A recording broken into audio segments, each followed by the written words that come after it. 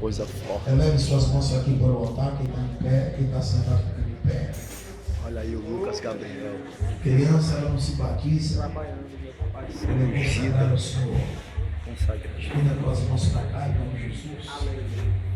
Senhor Deus, poderoso Pai, nos apresentamos ao Pai Lucas em tuas mãos, Lucas Gabriel, a qual, Senhor Deus, o Senhor vos abençoe, para que ele venha, Deus, andar em tua presença, dando entendimento aos seus pais, para que ele possa direcionar os seus caminhos.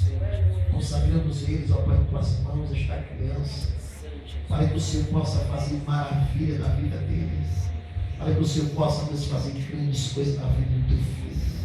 Consagramos e apresentamos ele em tuas mãos, porque ele pertence a ti, meu Pai.